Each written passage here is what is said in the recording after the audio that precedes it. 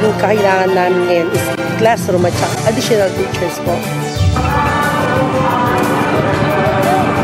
Yung may paninindigan. Hindi po siya kurakot. Hindi ang ating problema.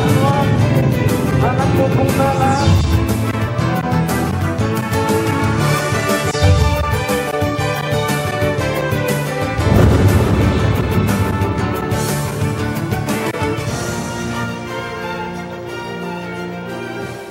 Central Luzon, ako si Grace Gorospe Hamon at ito ang Boto Mo, Kinabukasan Mo Candidates Forum. Ang kinabukasan ng ating bayan ay nakasalalay sa matalinong pagboto ng mga mamamayan. Sa pagpili ng mga leader, nasusunod na leader ng ating bayan, magsisilbing daan ang Boto Mo, Kinabukasan Mo upang inyong kilalanin ang mga kandidato at suriin ang kanilang inaalok na plataforma. Sa episode na ito ngayon, makakasama natin ang dalawang gubernatorial candidates ng Pampanga, sina former Eddie Among Ed Panlilio at si Dr. Jose Montemayor Jr. Pinadalhan din po natin ang imbitasyon si Governor Lilia Nanay Pineda, ngunit hindi po siya makakarating ngayon sa ating programa dahil sa isang personal na dahilan. Ganun pa man, itutuloy pa rin po natin ang talakayan kasama ang dalawa nating panauhin. Kilalanin po natin sila, panoorin po natin ito.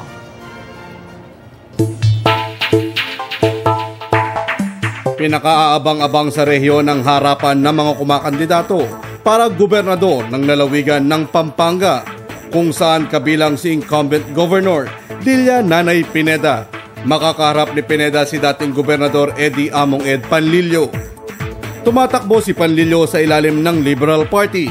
Bago pumasok sa politika, si Panlilio ay nanilbihang pari ng ilang lokal na parokya sa iba't ibang bayan ng Pampanga. Taong 2007 nang nailuklok siya bilang gobernador ng Pampanga. Sa ilalim ng kanyang pamumuno, isinulong ni Panlilio ang good governance. Tumaas din ang kinikita ng probinsya sa quarry taxes ng 800%.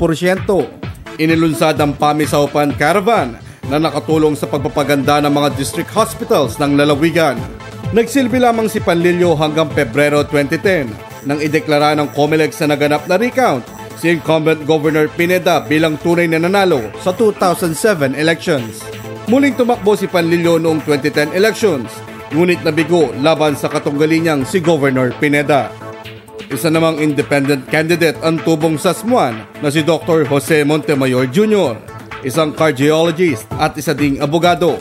Bilang abogado, nakatuon si Montemayor sa pagsulong ng karapatang pantao. Si Montemayor ay isang miyembro ng Legislation Committee ng Philippine College of Physicians, University of the Philippines Business Council, Integrated Bar of the Philippines at faculty ng San Sebastian College of Law. Si Montemayor ay meron ding Masters in Business Administration at isang International Master of Laws. Kumandidato si Montemayor noong 2007 bilang representante sa Kongreso ng ikalawang distrito ng Pampanga, ngunit nabigo sa kalaban niyang si Mikey Arroyo.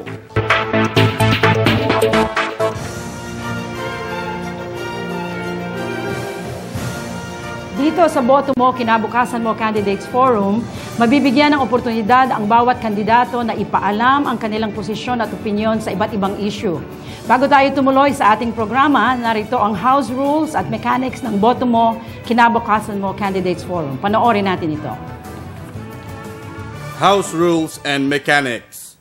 Ang forum ay lalahukan ng dalawa o higit sa dalawang kandidatong tumatakbo sa parehong posisyon.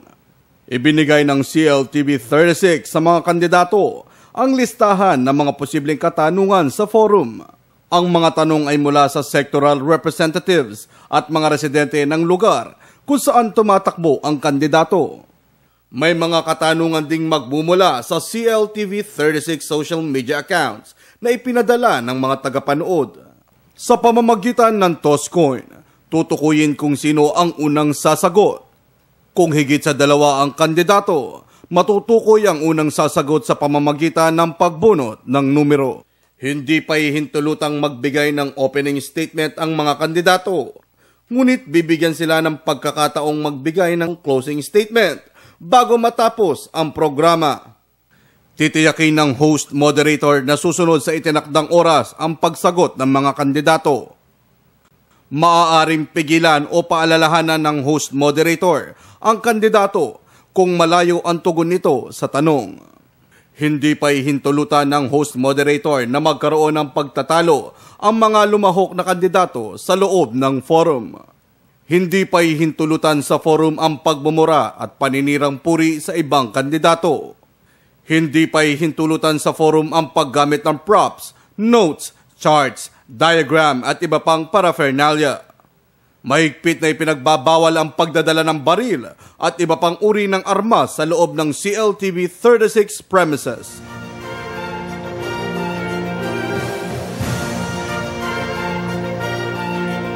Sa unang bahagi ng programa, sasagutin ng bawat kandidato ang 2 predetermined questions sa loob ng 2 minuto. Paalala lang po sa ating mga panauhin, kinakailangan tayong sumunod sa itinakdang oras ng pagsagot. Simulan na natin ang ating discussion. Ito ang unang issue na ating pag-uusapan. Ano ang ibig sabihin ng good governance para sa inyo? Siguro, Among Ed, umpisahan natin po sa inyo. Magandang gabi po. Para sa akin po, ang good governance ay may 3 katangian. Dapat po ang good governance ay effective, dapat po empowering, at dapat ethical. Ito rin po ang pamantayan sa pagtugon ng kaya natin, yung na kinabibilangan ko, kung ano ang good governance. Yung effective, ibig sabihin, sa dami ng resources ng government, sa dami ng problema ng mga tao, dapat natutugunan ang kanilang pangangailangan at problema. At yung mas nakakangat sa buhay ay lalong mas itaas ng ating pamahalaan ang kanilang mga standard of living. Pero hindi lang effective, dapat empowering din. Sa pagtulong ng government sa mga tao, dapat lumalakas ang mga tao. Hindi nakasandal palagi yan, kundi sila ay lalakas, magiging matipuno ang kanilang pagkatao, at sila rin ay magiging kabahagi ng pagpapaunlad sa kanila.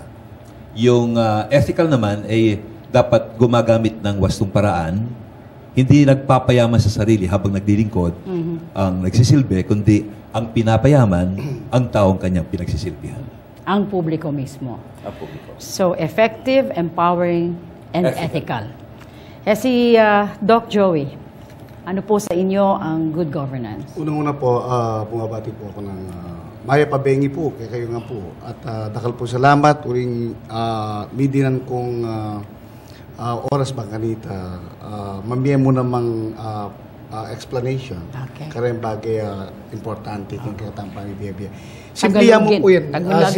Simple lang po yan. No? Ang good governance, hindi kailangan ng masyadong maraming definitions yan. No? Unang-una, transparent. No? It must be transparent. Lahat ng ginagawa mo, dapat malinaw at malinis sa mga tao. Kung may mga patago-tago at mga may suspicion, makakancel po lahat kahit yung mga tinatawag na good works. Ano? Pangalawa, yung tinatawag na accountability. Dapat sa lahat ng mga ginagawa mo, accountable ka.